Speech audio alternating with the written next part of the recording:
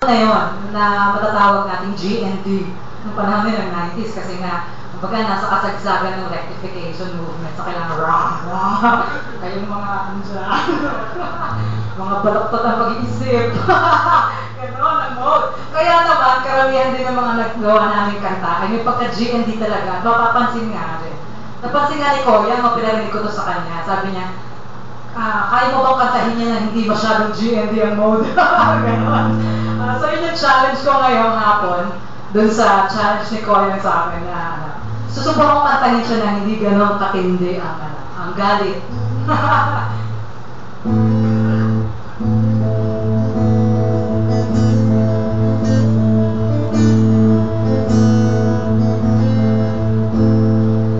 May paroon at palito ang kagalakan at ang panimdim. Bukas hihintayin kung ika'y tunay ngang darating. Sadyang nakapananabik ang bihirang pagkakataon. Ika'y makasamang muli sa paglusong ko at pag-ahon. Tayong dalawa'y iisa ang panig, kaaway ng iisang laipin. Na ngayon'y hinahamon natin kumampi sa ating pag-ibig.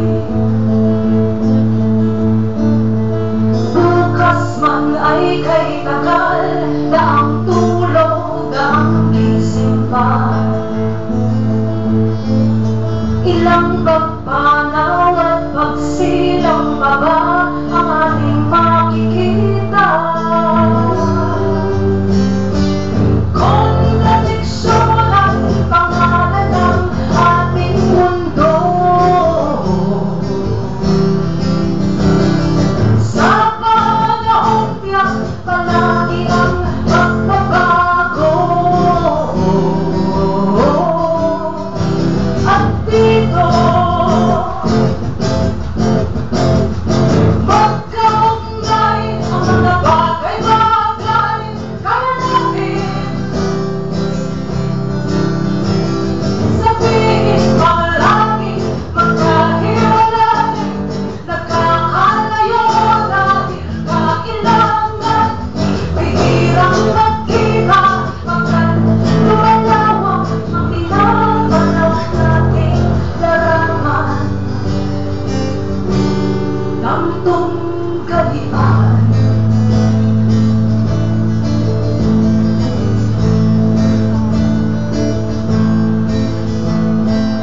Pagkatapos ng palusok doon sa dalulong tayo'y uuwi.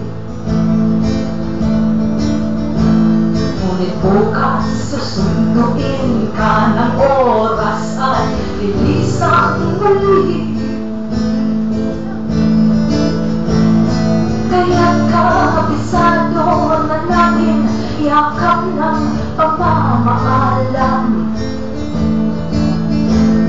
na laging may bagong lakas na sa iba ay pinahihiram. Bawat pagwasak may kaayusan tayong lilikhain. Buhay mong alay sa masa, sa akin alay mo na rin. Bukas nga'y paparating, ilang tulog na lang, bayan ay gising na. Bilangin ang pagpanaw na magsisilang ng pag-asa. Kontradiksyon ang pangalan ng ating mundo. Sa panahong tiyak palagi ang pagbaba.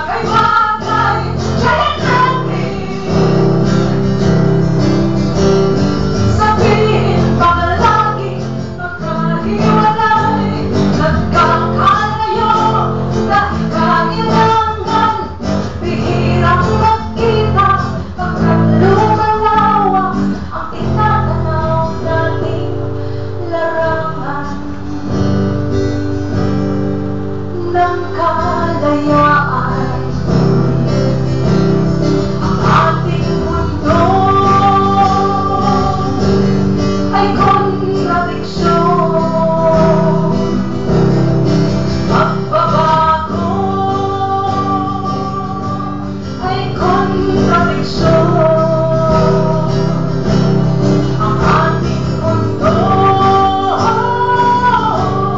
ay kontradiksyon.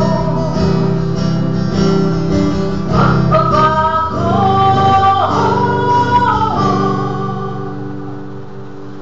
ay kontradiksyon.